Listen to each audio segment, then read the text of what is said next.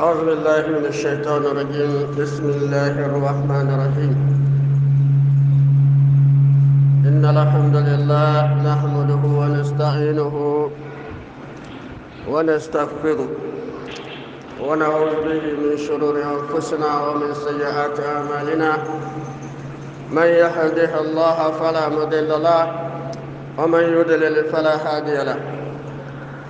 وأشهد أن لا إله إلا الله وحده لا شريك له وأشهد أن محمدًا عبده ورسوله صلى الله عليه وسلم وعلى آله وصحابته والتابعين لهم بالإحسان إلى يوم الدين. سبحانك لا علم لنا إلا ما علمتنا إنك أنت العليم الحكيم. اللهم علمنا ما ينفعنا وانفعنا بما علمتنا وزدنا علما. رب اشرح لي صدري ويسر لي أمري واحلل عقدة من لساني يفقه قولي. La louange à Allah, nous le louons, il est digne de louange. Nous l'implorons sans secours et l'implorons assistance dans toutes nos actions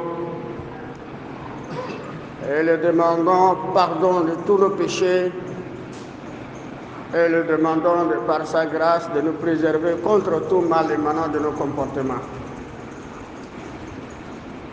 J'atteste qu'il n'y a point de divinité qu'Allah, l'unique Seigneur, et il n'a pas d'associé. Et atteste que Mohammed est son serviteur, son messager. Et la paix, le salut d'Allah, sa miséricorde soit sur lui, sa famille et ses compagnons. Chers fidèles, nous rendons grâce à Allah pour l'immense grâce qu'il nous a accordée pour la vie, dont il maintient pour nous. Et nous nous sommes retrouvés encore ce vendredi en bonne santé, qu'Allah nous augmente la santé. Nous avons ceux qui sont malades, qui souffrent actuellement de diverses maladies, qu'Allah leur accorde une prompte guérison. Nous avons parmi nous ceux que nous connaissons, nous vivons ensemble, qui nous ont quittés aujourd'hui, hier ou après. Ils sont partis, ou avant ils sont partis. Qu'Allah leur accorde sa miséricorde, qu'il illumine leur tombe, qu'il leur accorde la Jannat al-Firdaus. Nous qui sommes encore vivants, qu'Allah nous accorde une bonne fin. Chers fidèles, aujourd'hui nous allons parler de la patience et l'endurance, les bienfaits de la patience et de l'endurance. Les bienfaits de la patience et l'endurance sont des sœurs jumelles inséparables. On ne peut non plus les séparer. Parce qu'Allah, le Tout-Puissant qui nous a créés, et aussi a créé cela, il les a liés ensemble.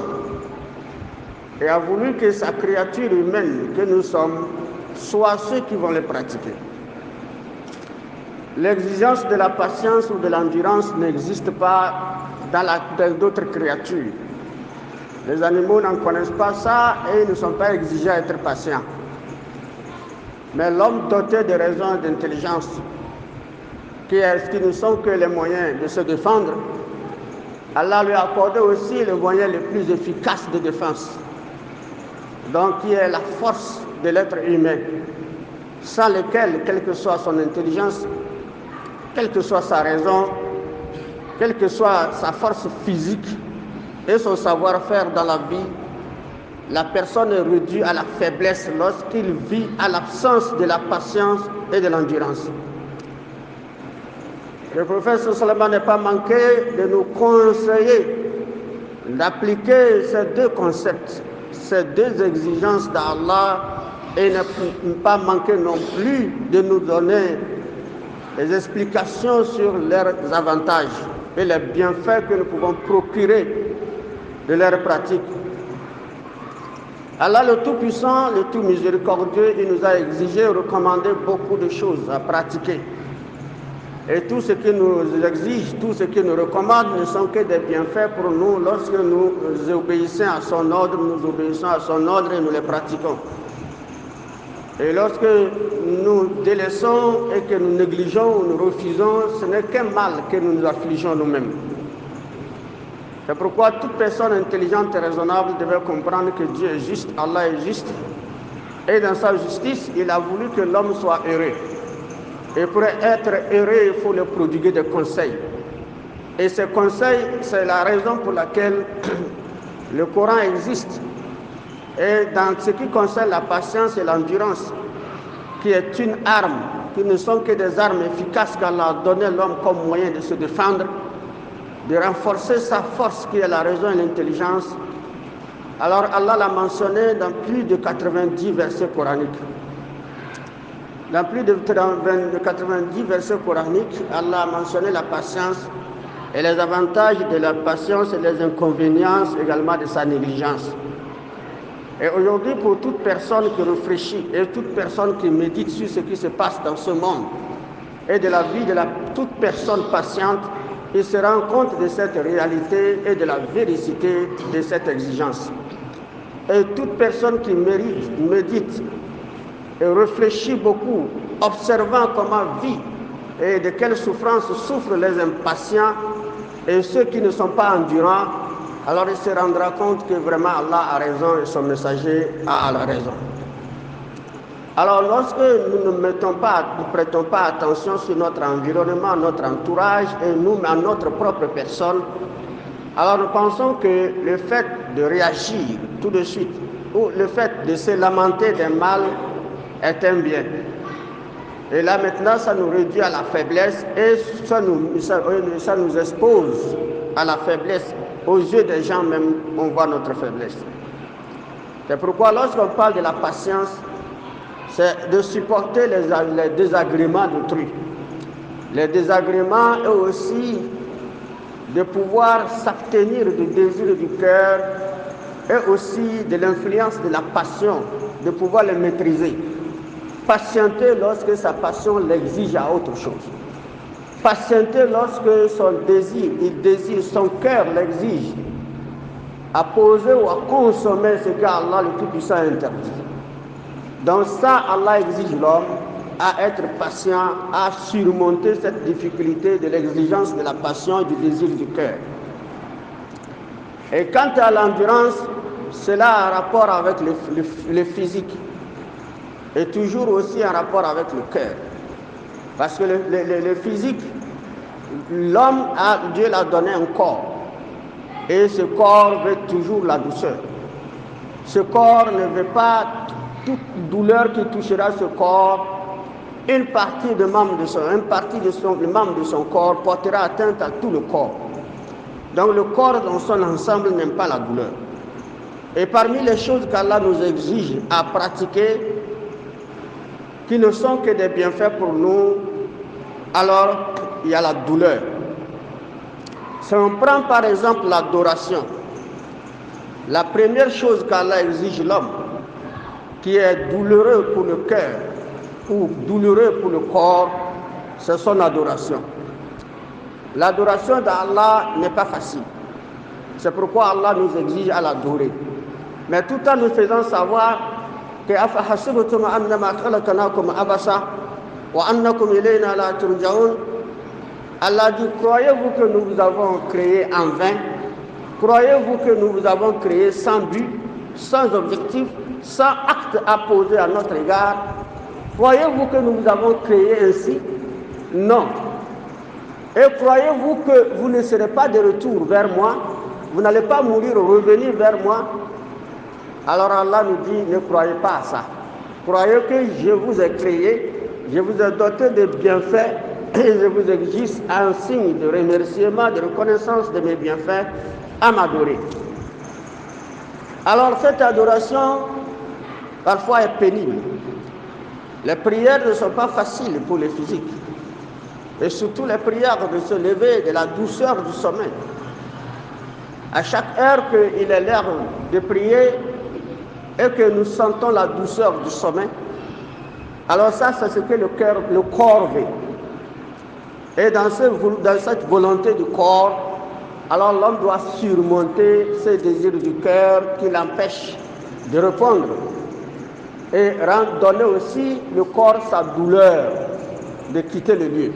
Donner le corps sa douleur de jeûner, de s'abstenir de manger et de boire. Le corps doit sentir la douleur lorsqu'il a faim et la soif. Pourtant, le corps n'aime pas. Et c'est ainsi qu'Allah nous exige à travailler. Allah nous entoure de ce que nous allons faire qui nous arrange. L'adoration nous arrange. Et Allah nous dit travailler. Et travailler, j'ai déversé sur la terre les moyens de subsistance pour vous. Mais pour les atteindre, il faut travailler.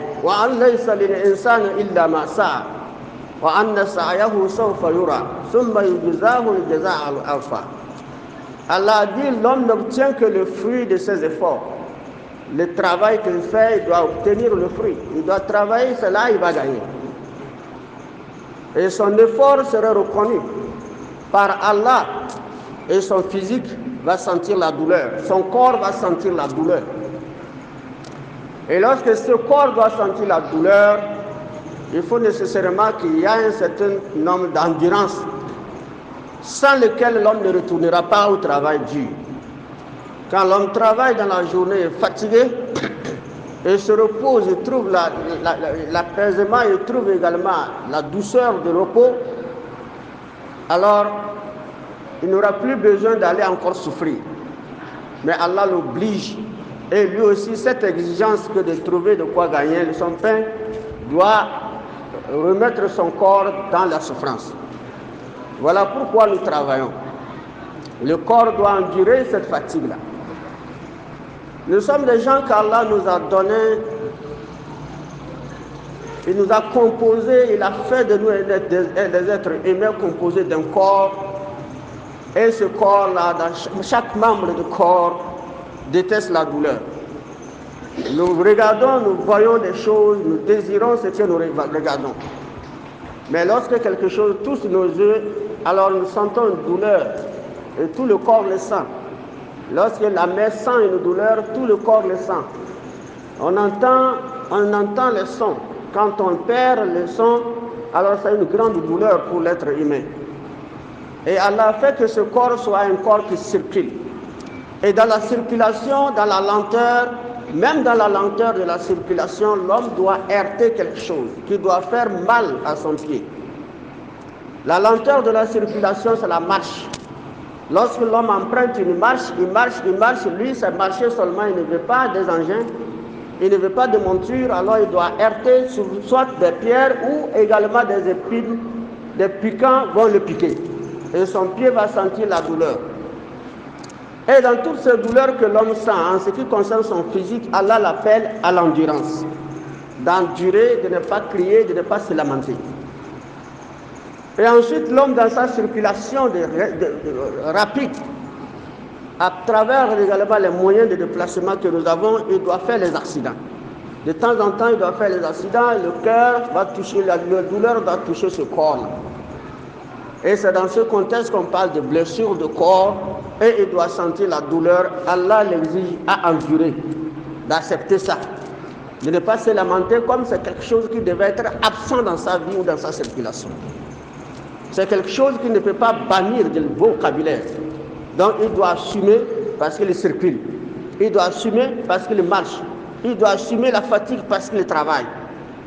Au-delà de le physique, ce que le physique peut sentir comme douleur, et que Allah l'appelle à endurer cette douleur et ne pas renoncer à toujours continuer après le pansement de la blessure, c'est de continuer le voyage, sinon on ne voyagera plus. Si on prend cette douleur de blessure, de l'accident, à partir de la marche ou à partir de la circulation rapide, alors on ne voyagera pas. Mais Allah nous appelle à endurer. Et c'est cette endurance qui nous permet qu'après la blessure, on revoyage. Après la blessure, on reprend les marches. Le deuxième contexte, c'est la patience. C'est la clé de toutes les forces de l'être humain. Parce que lorsqu'on dit la patience, Allah nous a donné, tout comme les autres créatures, les moyens de défense. Les autres créatures en ont leurs moyens de défense. Même les simples moustiques que nous voyons, comme des créatures insignifiantes, des fourmis, des termites que nous voyons, comme des créatures insignifiantes. Mais elles sont des créatures qui ont les moyens de se défendre. Lorsqu'un mal veut les toucher, ils cherchent à se défendre. Alors que dire les animaux les plus robustes, les plus grands? Alors c'est pourquoi vous allez trouver certains animaux, ils ont des cornes pour se défendre. D'autres, Dieu leur a donné le moyen de défense quelque par leurs dents. D'autres par leur queue pour se défendre. D'autres par leurs pattes pour se défendre quand un agresseur veut les agresser. Mais le premier moyen de défense de l'homme qu'Allah lui donna, c'est l'intelligence, de maîtriser une situation proche. Et la raison aussi de pouvoir distinguer le bien et le mal qui est proche. Et maintenant faire face à la défense. Et lorsque la défense, il tient compte de la défense, il a pu distinguer ce qui est en train de se passer, c'est un mal qui veut atteindre mon corps, alors l'impatience est de se défendre. Mais lorsqu'il voit la situation, c'est un mal qui cherche à atteindre mon honneur, la force ou les moyens de défense, c'est de patienter, de ne pas riposter. C'est là où nous n'avons pas compris. Ça veut dire la patience, il y a des désagréments causés par autrui. Ça peut être même dans nos familles, nos frères, nos sœurs, nos parents, nos enfants, nos femmes, nos maris. Ces désagréments peuvent être vus comme le fait que l'homme est une créature qui ne veut pas qu'on le manque de respect, qu'on la manque de respect ou de considération. L'homme veut le respect, il veut être considéré. Et tout acte que vous allez poser à son égard, qui va ternir son image, ou qui va l'entraîner à vous le manquer de respect, alors ça porte atteinte à son cœur. Et son cœur bouillonne. Dans son bouillonnement de cœur, Allah dit patience. Patiente-toi. L'honneur et la dignité se trouvent dans la patience. Pour trouver la patience, pour trouver l'honneur, la dignité et le respect dont nous attendons, c'est d'être patient dans toute situation désagréable causée par l'homme. Parmi les situations désagréables communes par l'homme qui est fréquent dans nous, c'est les injures. Les injures, les paroles obscènes. Il y a plusieurs langages de manque de respect ou de manque de considération qu'on peut adresser à l'autrui. Et dans ce contexte, la personne intelligente, connaissant le bien de la patience par sa raison, doit patienter. Et lorsqu'il patiente, c'est là où il aura la victoire. C'est là où il aura plus de respect, c'est là où il aura plus de considération. Mais lorsqu'il prend la situation comme une défense, il a un corps. Il a aussi une langue pour se défendre, alors c'est là où il va ternir son image. L'image qui ne veut pas qu'on ternit, l'absence de respect qui ne veut pas qu'on l'affiche, c'est là où il trouvera ça. C'est pourquoi vous verrez les gens, lorsque vous rencontrez les gens dans la rue, qui se bagarrent, quand vous approchez, il se fait que parmi ceux qui se bagarrent, c'est celui-là qui a provoqué l'autre. Mais la réaction de l'autre nous amène à croire qu'il n'a pas raison. Et que c'est lui-là qui a raison. Pourtant, c'est lui le provocateur. Pourquoi? Parce que l'intensité de la situation diffère les uns des autres. La réaction diffère. Lorsque la réaction et qu'on vient maintenant, on entend moins le provocateur, on entend plus le provoqué, alors on traite le provoqué comme celui qui n'a pas de raison. Et on commence par dire, toi aussi tu exagères, toi aussi il faut te taire, ah ben, toi aussi. Pourtant, on voulait le respect. C'est parce que nous voulons le respect que nous avons réagi. Et cette réaction nous a amené à l'affrontement. Maintenant, les gens viennent en masse, ils disent, toi aussi tu ne vaux rien, tu exagères. Le manque de respect devient plus croissant. Au lieu que ça se limite à cet individu, ça devient plus général. Vous voyez, voilà pourquoi Allah nous dit patience. C'est pourquoi le prophète sallallahu alayhi wa sallam, il nous dit que le plus fort n'est pas celui qui tabasse son adversaire, mais plutôt celui qui se résigne et qui patiente lorsqu'il est provoqué. Le plus fort n'est pas celui qui tabasse son adversaire ou qui répond par des injures, mais celui qui patiente en abstenant sa langue ou celui qui patiente en s'abstenant aussi de riposter par la force. C'est lui le plus fort. Et ça aussi, c'est visible. Vous voyez une personne qui est là, il y a problème petit à situation comme ça désagréable entre deux, et l'autre commence par lui donner le coup de poing et recule, il ne répond pas. On lui donne le coup de poing et recule, et les gens viennent se rassembler, on le tient, il dit non, laissez-le. Ce sont des félicitations qu'il doit recevoir. Et ce sont des blâmes que l'autre recevra. Pourtant, l'autre, il donne le coup juste pour dire qu'il se défend. Il m'a manqué de respect. Mais lorsque tu te défends en battant l'autre, et si l'autre est intelligente et raisonnable, sachant que la patience a plus d'avantages dans le respect et la considération, et s'abstient de riposter, alors vous verrez que celui-là qui s'est abstenu, même s'il n'avait pas raison, on dirait que c'est lui qui est bon. Non, tu es sage. Non, vraiment la vie c'est comme ça. Oh non, vraiment, si tu envoyais même, on sait que tu pouvais le battre, mais tu t'es abstenu. C'est pourquoi le prophète a dit le plus fort, ce n'est pas lui qui cherche à tabasser son prochain, mais c'est plutôt celui qui s'abstient lorsqu'il est en colère. Et lorsqu'on est en colère, on s'abstient, on mérite plus de respect et de considération que lorsque nous réagissons. Mais la plupart n'ont pas compris. Autre phénomène aussi dégradant et plus dangereux, c'est ce que le prophète sallallahu a dit. La patience est liée à la foi.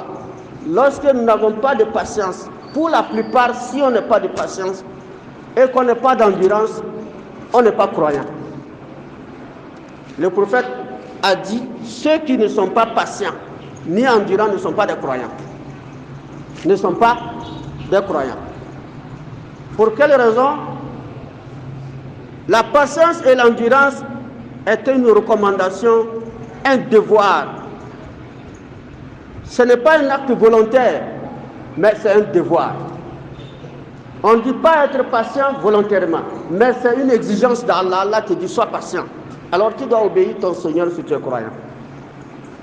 Allah dit sois endurant lorsque une douleur touche ton physique. Et voilà, toi tu te lamentes. Tu te lamentes. On dit c'est quoi? Ah bah toi aussi la plaie là. Bon, ça, tu n'es pas croyant. Et il faut être patient et endurant. Là, c'est là que tu es le véritable croyant. Parce que la branche de la foi, l'une des branches de la foi, c'est la patience et la croyance. Et la patience et l'endurance. Alors, lorsqu'on perd cette endurance et la patience, c'est comme si on a détruit toutes les branches de notre existence. Nous avons détruit toutes les branches de cet arbre qui est notre existence, notre corps même. Raison pour laquelle l'absence de l'endurance entraîne certaines personnes à commettre des shirks. On dit, Allah a dit, le shirk est interdit. Quand tu as un problème, confie-toi à Dieu. Le croyant doit s'en remettre à Allah. ومن يتق الله يجعل له مخرجا ويرزقه من حيث لا يحتسب ومن يتوكل على الله فهو حسبه.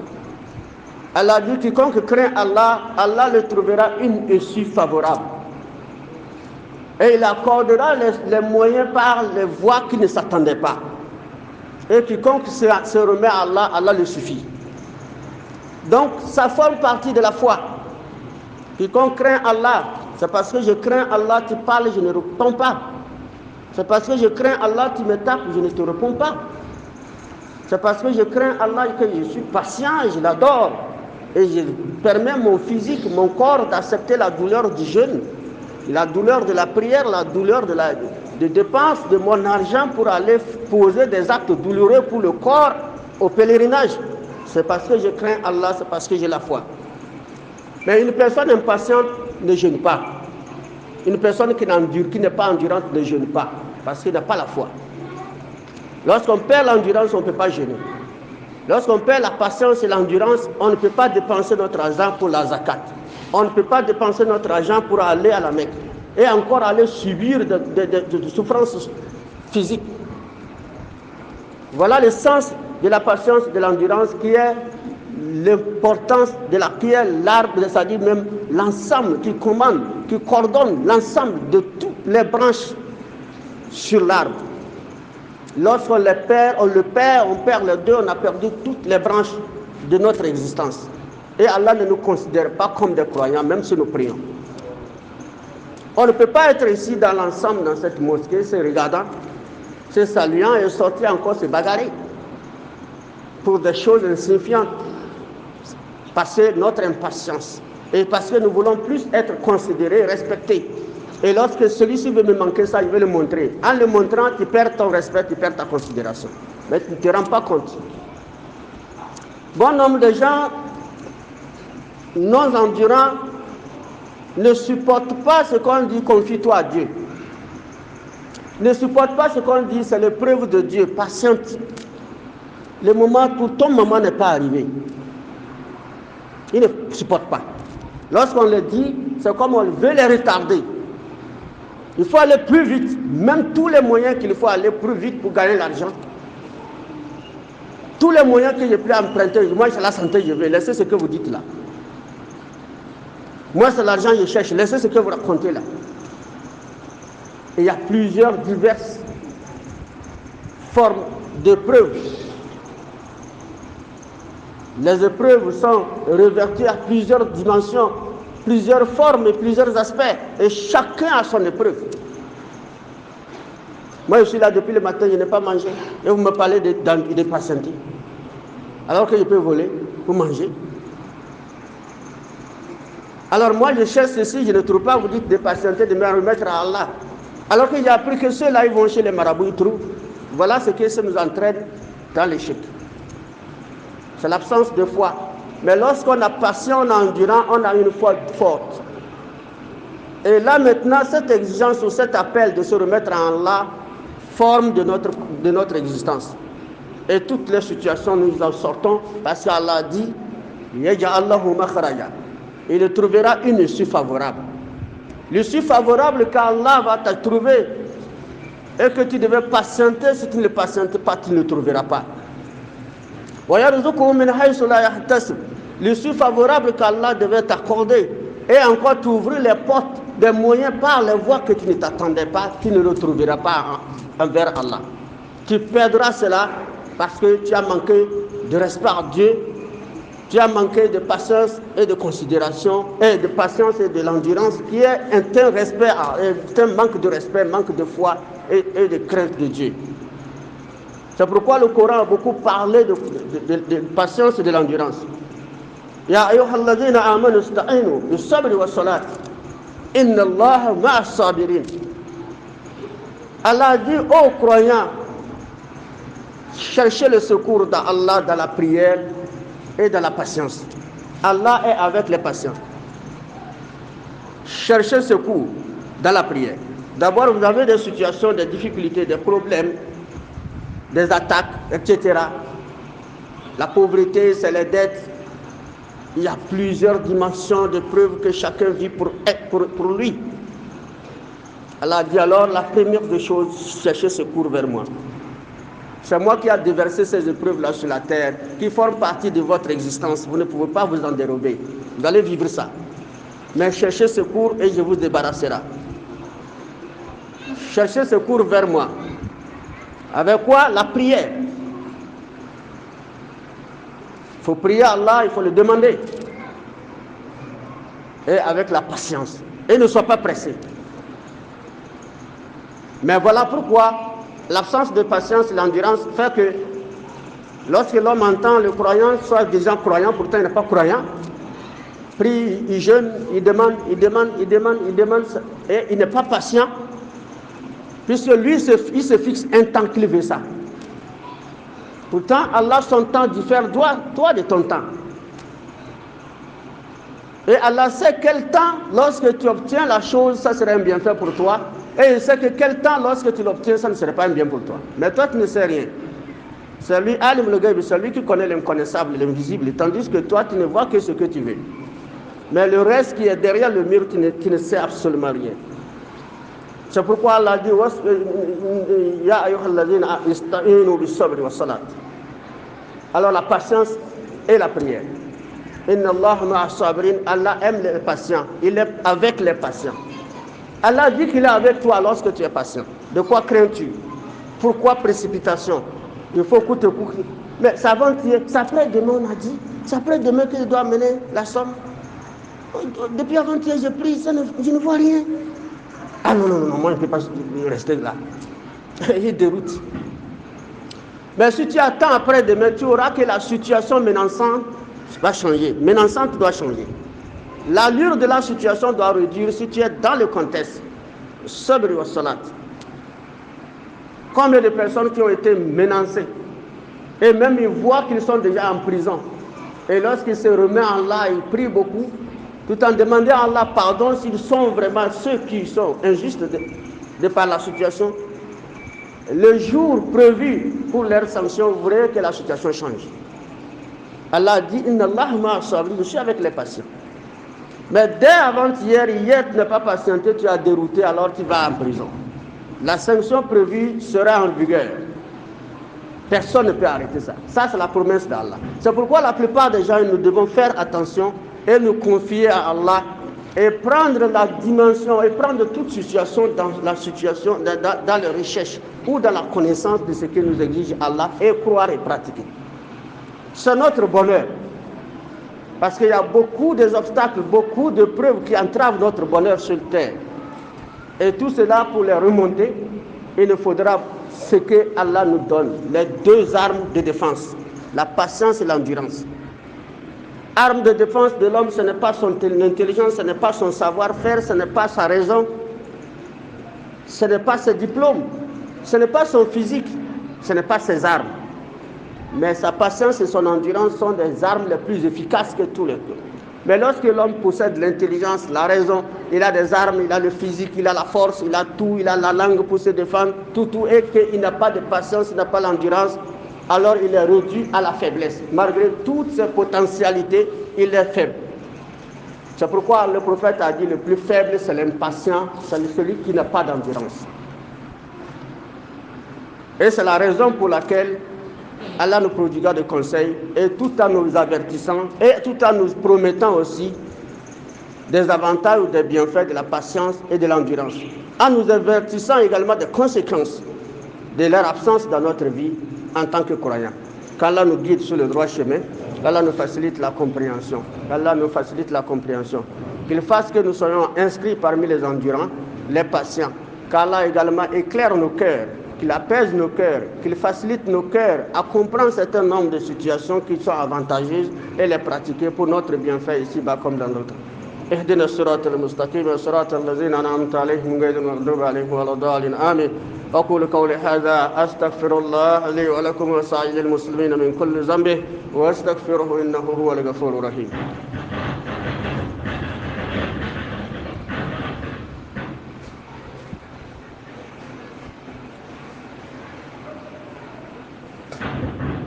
الحمد لله وكفى والصلاة والسلام على من لا نبي بعده.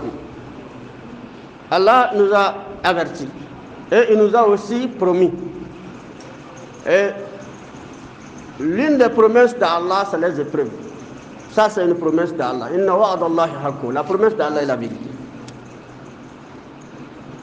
Allah dit Bismillahir Rahmanir Rahim. Hasiba an-nasu an yutraku أن يقولوا آمنا وهم لا يفتنون ولقد فتنا الذين من قبلهم وليعلمن الله الذين صدقوا وليعلمن الكاذبين.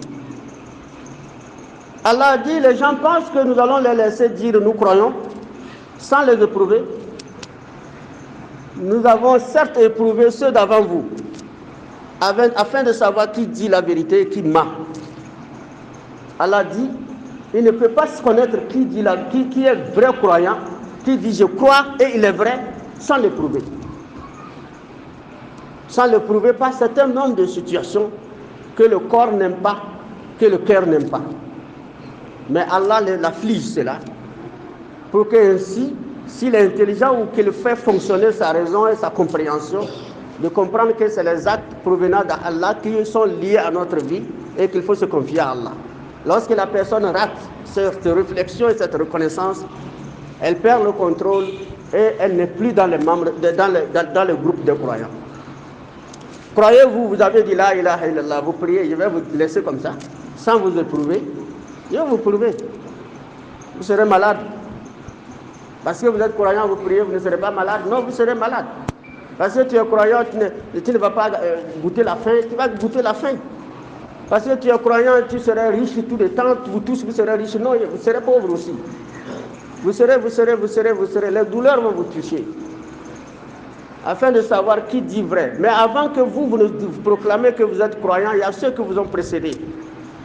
Et qui ont proclamé leur croyance. Je les ai éprouvés avant vous. Et vous aussi, c'est votre tour en tant que croyant du présent, vous éprouvez. Et vous, maintenant, l'affirmation de votre croyance doit être vue de par votre véracité d'acceptation de cette épreuve et de se remettre à moi. Mais lorsque vous échouez ça, vous êtes des menteurs, vous n'êtes pas des croyants.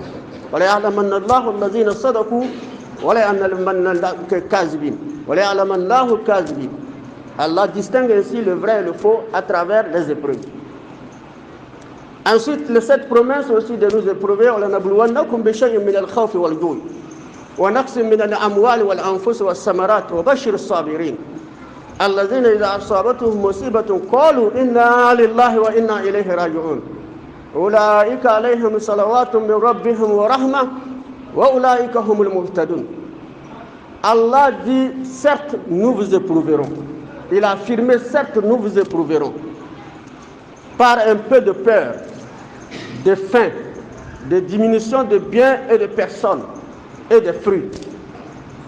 Mais annonce une bonne nouvelle à tous ceux que lorsque le mal les touche, les malheurs les touchent, et qu'ils disent Inna lillahi wa inna ilayhi raji'un. Nous sommes à Allah et c'est vers Allah que serait notre retour. Nous sommes à Allah. Et c'est vers Allah qui serait notre retour. Ulaika alayhim salawatu min rabbihim wa rahma. Alors ceux-là maintenant seront ceux-là que Allah bénit et leur accordera sa miséricorde, sa clémence. Ulaika humul muhtadun. Ce sont eux vraiment les vrais croyants, les bien guidés. Mais les autres sont des menteurs. C'est l'acceptation de la situation. Min al-khawf. Nous comprenons il y a les catastrophes qui ne proviennent pas de nous et qui ne sont pas dans la situation humaine, qui échappent aux humains. Mais les plus scientifiques du monde n'arrivent pas à maîtriser. Les vents secs, les cyclones, les inondations, les tremblements de terre. Ce sont des situations qui rendent peur. Les éclipses de soleil, quel que soit ce que les gens interprètent, ce que l'islam dit de ça est différent. La peur. Vous êtes là, vous riez, peut-être même vous êtes en mariage, vous êtes en train de célébrer un mariage avec la danse. Et vous voyez maintenant le ciel fermé, le soleil, ça devient sombre. La musique va continuer, on peut danser. C'est une peur. Maintenant, qui va nous sauver? C'est Dieu. Inna lillahi wa inna ilayhi raji'un. Un peu de faim. Nous sommes là, depuis le matin, on n'a pas mangé. Ça ne vient pas de quelqu'un. Je suis assis, lui là, son plat est plein. Il mange même, il laisse encore. Il donne 1000 francs, il part. Moi, je suis à 50 francs. C'est quoi ça là? Les gens vivent ça. Et certains ont vécu ça, et aujourd'hui, ils ne sont plus dans ça. À cause de l'endurance. Et ensuite aussi, la diminution des biens. Dieu nous a procuré des richesses. Ça marche. Ça marche. Ça marche. Juste pour nous tester, si nous avons des véhicules de circulation, on entend, le téléphone sonne. Allô? Oui. Oui, le véhicule a fait accident. Hein. Où? Ah, vraiment, c'est dans un corner là, on ne connaît pas le nom du village. Il n'y a pas de mort. Bon, c'est une seule personne blessée, mais le véhicule est gâté. Comment vous avez fait? Hein? Il ne s'occupe pas des personnes blessées. Comment vous avez fait? Tu vois le chauffeur là? C'est un bon chauffeur. Hein? Et ça devient un problème. C'est que celui qui est blessé, quelle est la situation? Il ne sait même pas. Là, il a perdu l'endurance. Mais l'endurance, ça veut dire Inna lillahi wa inna ilayhi raji'un. Trouver une solution vite pour les malades. Ah, il y a mort. Inna lillahi wa inna ilayhi raji'un. Il ne demande pas d'après le véhicule, quel état de véhicule. Il passe comment faire pour s'occuper des morts et de leur famille. Inna lillahi wa inna ilayhi raji'un. Il ne se lamente pas pour le bien qu'il perd. Pourtant, le véhicule est un bien. Il a perdu une partie parce qu'il y a un accident. Il y a faillite parfois. On marche, à un moment donné, sa faillite qui vient s'introduire. Une preuve d'Allah. La diminution de personnes. Nous sommes avec papa, nous aimons maman. Nous aimons papa, nous aimons maman, nous aimons nos frères, nous aimons nos sœurs. Un matin, papa dit les mots de tête. Ou c'est maman, ou c'est grand frère, ou c'est petit frère. Les mots de tête, à l'hôpital. Quoi? Inna lillahi wa inna. Il est mort. Inna lillahi wa inna raji'un. Il est mort. Inna lillahi wa inna ilayhi raji'un. Il n'y a pas de lamentation. Oh, papa, tu me laisses avec qui? Oh, papa, tu nous laisses avec qui? Nous sommes foutus. Oh. Mais qui vous a amené ici? Qui vous a amené ici, c'est papa? C'est Allah. Inna lillahi wa inna ilayhi raji'un. C'est lui qui nous a amenés. C'est vers lui nous tous nous retournons. C'est pourquoi papa est parti. C'est pourquoi maman est partie, petite soeur et d'autres. Et la situation s'arrête là. Il n'y a pas de lamentation. Wa samarat. Nous semons actuellement, nous avons nos champs, la verdure nous émerveille. À un moment donné, Dieu nous éprouve l'arrêt de pluie. Ça commence par jaunir, ça commence par faner, après ça commence par jaunir. Et là, ça une réduction de récolte. Nous sommes sûrs que cette année ne fera pas de bonne récolte. Inna lillahi wa inna ilayhi raji'un. Ce n'est pas une situation qui émane de l'homme, ni d'un esprit, ni de quoi que ce soit, mais de Dieu lui-même. Et lorsque nous comprenons cela, on dit Inna lillahi wa inna ilayhi raji'un. Nous penserons que cette année nous serons dans la famine. Mais étant donné que nous sommes en masse dans cette foi, dans cette reconnaissance que c'est Allah qui l'a posée et c'est lui qui a la solution, alors nous verrons que cette année, en dépit de l'absence de récolte ou de la précarité de récolte, nous serons vraiment les gens qui mangeront abondamment par la grâce d'Allah, par les moyens que nous nous attendons pas. Voilà ce qu'Allah espère de nous en ce qui concerne notre foi islamique, la patience et l'endurance. Aujourd'hui, enfin, pour vous dire que la plupart des foyers sont disloqués, séparation de couples, d'autres divorcés, d'autres vivent, ils ne se parlent pas, ils ne se mangent pas, l'homme est là, il ne mange pas la nourriture de la femme, il ne rentre pas chez la femme, mais elle est dans le foyer. C'est l'absence de l'endurance et la patience. Moi, je ne veux pas qu'on me manque de respect. Mais pourtant, l'acte que tu poses ou qu'elle pose, c'est le plus grand manque de respect à soi pour soi-même. Et les gens ne te considéreront pas. Tu veux la considération, elle ne te considère pas. C'est pourquoi maintenant, je ne mange pas son nourriture, je ne rentre pas chez elle. Mon mari ne me respecte pas, il ne me considère pas, il ne prépare plus, il ne fait plus quoi, il s'en fout, il rentre même, il chasse. On est là comme ça, on va se voir. Là, tu n'auras plus de considération ni de respect, tu as tout perdu.